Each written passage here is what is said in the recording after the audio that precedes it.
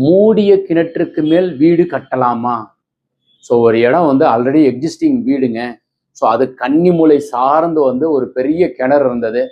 So அதை நாங்கள் மூடிட்டோம் சாமி. அப்புறம் நாங்கள் ஈசானத்தில் போர் போட்டுட்டு கட்டட வேலையை துவங்கலான் இருக்கிறோம்.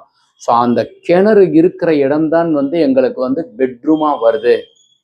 இது வந்து பூர்வீகமாக இருக்கின்ற வீட்டிற்கு உண்டான அமைப்பில் பொருந்தும்.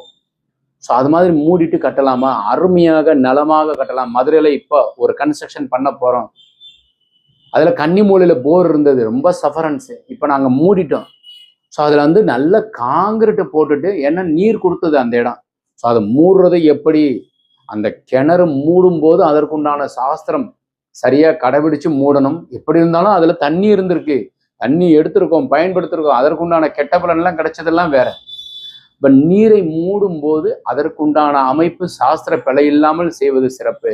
அப்போ கன்னி மூலையில் நல்ல காங்கிரீட் அமைச்சு அதுக்கு மேலே இறங்காம இருக்கிற மாதிரியான தரமான கம்பிகள் கொடுத்து கட்டடம் கட்டுவது சிறப்பு.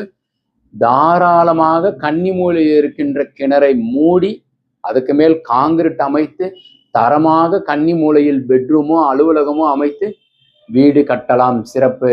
அப்போ மூடும்போது சாஸ்திரம் ஃபாலோ பண்ணிக்கணும். பெட்ரூமோ அலுவலகமோ அமைச்சுக்கிறது சிறப்பு. ஸோ மூடுவதற்குண்டான அமைப்பு அடியேன் ஏற்கனவே பதிவு செய்திருக்கிறேன். இந்த தகவல் உங்களுக்கு பிடித்திருந்தால் லைக், ஷேர் பண்ணுங்க, கமெண்ட் பண்ணுங்க, சப்ஸ்கிரைப் செய்து வைங்க. வணக்கம்.